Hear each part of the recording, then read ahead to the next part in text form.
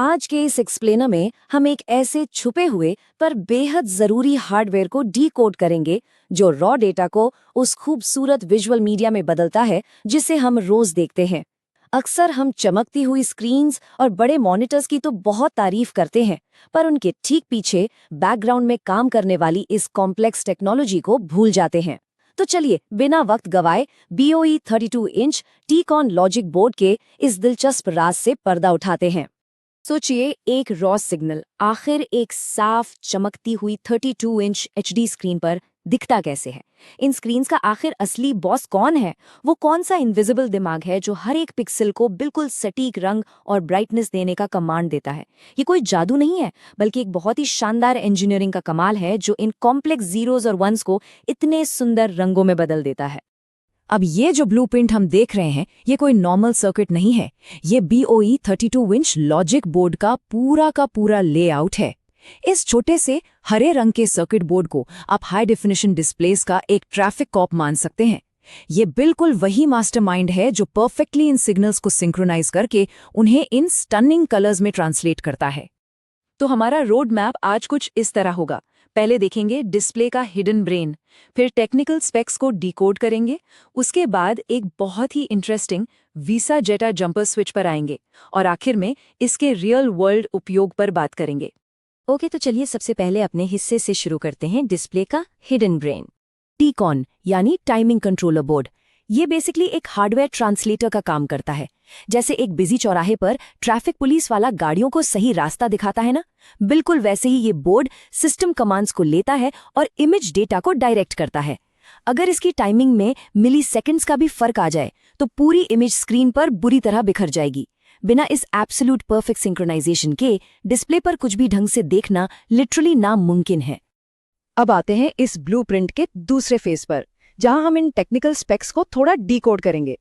इस हार्डवेयर की सबसे बड़ी खासियत इसका फुल HD यानी 1920 by 1080 पिक्सल्स का रेजोल्यूशन है। ये पूरा डिजिटल कैनवस एक एक डिटेल को एकदम क्रिस्प और क्लियर बनाता है। और अगर रिफ्रेश रेट्स की बात करें तो ये 60 हर्ट्ज के स्टैंडर्ड रेट के साथ साथ 75 हर्ट्ज के स्मूथ रिफ्रेश रेट को भी बड़ी आसानी से हैंडल कर लेता है। फास्ट मूविंग सीन्स में स्क्रीन टेयरिंग को रोकने के लिए ये 75 हर्ट्ज होना वैसे भी बेहद जरूरी है। लेकिन इन सबके पीछे सबसे बड़ा फैक्टर है इसकी पावर। इस बोर्ड को एकदम स्मूथली रन करने के लिए 12 volt LG style screen cable connection का इस्तेमाल होता है। ये 12V का इनपुट इस पूरे सिस्टम के लिए एक लाइफलाइन की तरह काम करता है और यही इंश्योर करता है कि सिस्टम बिना किसी शॉर्ट सर्किट के लगातार हाई क्वालिटी आउटपुट डिलीवर कर सके। और यहाँ इसकी कमाल की इकोसिस्टम फ्लेक्सिबिलिटी भी पूरी तरह हाईलाइट होती है। सेंटर में इस लाल रंग के टेक्स्ट ब्लॉक को देखिए। ये स्ट्रांगली इंडिकेट करता है कि ये लॉजिक बोर्ड सिर्फ एक डिस्प्ले तक लिमिटेड नहीं है, बल्कि स्क्रीन्स की एक पूरी रेंज को इजीली सपोर्ट करने के लिए डिजाइन किया गया है। इसकी कंपैटिबिलिटी लिस्ट में HV320 HP सीरीज के काफ़ी मॉडल शामिल हैं, जैसे कि N00, N10, N02, F40 और F80। पर यहाँ सबसे फैसिनेटिंग डिटेल तो इसके PCB पर ही छपी हुई है। जो N02 label LVDS वेसा 75 hertz standard को कंफर्म करता है, वो बेसिकली सीधे इसके सर्किट बोर्ड के सफ़ेद स्टिकर पर ही मार्क कर दिया गया है। अब तीसरे हिस्से की तरफ बढ़ते हैं, जो मेरे हिसाब से इस हार्डवेयर का सबसे बड़ा इंटरैक्टिव प्लॉट ट्विस्ट है, द वेसा जेडा जंपर स्विच। इस स्विच पर आने से पहले हमें LVDS को थोड़ा समझना होगा। LVDS यानी लो वोल्टेज डिफरेंशियल सिग्नलिंग। आसान भाषा में कहें तो ये एक ऐसी एडवांस टेक्निक है जो बिना बहुत ज़्यादा पावर ड्रेन किए हाई स्पीड डेटा को सेफली पैनल तक पहुंचाती है। डेटा फ्लो का बेसिक फाउंडेशन तो यहीं से बनता है, पर असली प्रॉब्लम तब आती है जब उस डेटा को पढ़ने और मैप करने की बारी आती है। और यहाँ कॉन्फ्लिक्ट शुरू होता है दो मेजर इंडस्ट्री स्टैंडर्ड्स के बीच, वेसा और जेडा। देखिए, ये दोनों बिल्कुल अलग अलग डेटा मैपिंग फॉर्मेट्स हैं। इसका मतलब ये है कि वेसा और जेडा इन डेटा बिट्स को बिल्कुल अलग तरीके से रीड करते हैं और स्क्रीन पर मैप करते हैं। तो नेचुरली अगर इनका आपस में फॉर्मेट सेट ना हो तो सारा रॉ डेटा स्क्रीन पर बिल्कुल गलत तरीके से शो होगा। अब यहाँ टॉप राइट कॉर्नर में मैग्नीफाइड हरे सर्कल पर ध्यान दीजिए। यहाँ वेसा और जेडा लेबल किए हुए कुछ बहुत ही छोटे माइक्रोपैड्स हैं। ये बारीक से पैड्स इस पूरे बोर्ड को बेसिकली एक यूनिवर्सल ट्रांसलेटर में बदल देते हैं, जो एक काफ़ी स्मार्ट डिज़ाइन है।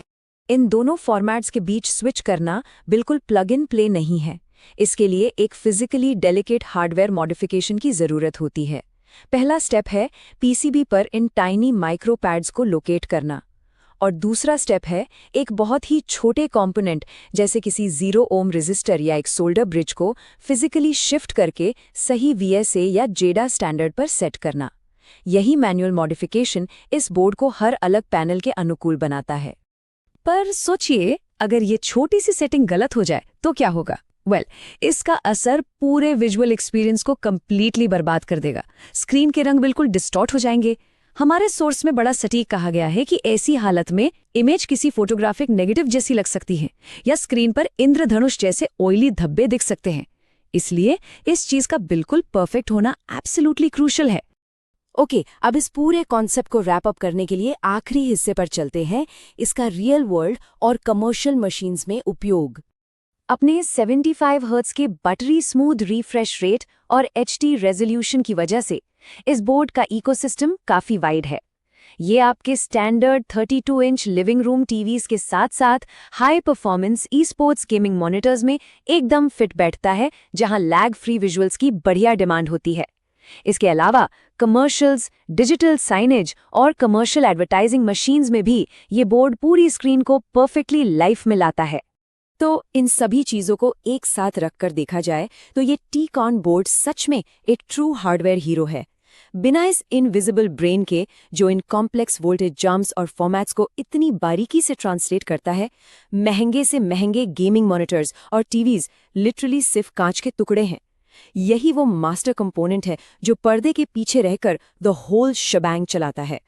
हम अपनी स्क्रीन्स पर रोज कितना वक्त बिताते हैं, पर उनके पीछे की ये छोटी सी इंजीनियरिंग सच में हैरान करने वाली है ना। इस इनविजिबल और पावरफुल टेक्नोलॉजी को समझने के बाद एक बड़ा सवाल पीछे छूट जाता है। आगे आने वाले वक्त में ये छुपते हुए लॉजिक बोर्ड्स और किस तरह के नए इनोवेटिव डिस्प्लेज को पावर देने वाले हैं। इस थॉट के साथ इस एक्सप्लेनर को यहीं खत्म करते हैं। इस इनविजिबल दुनिया को हमारे साथ डिकोड करने के लिए बहुत शुक्रिया।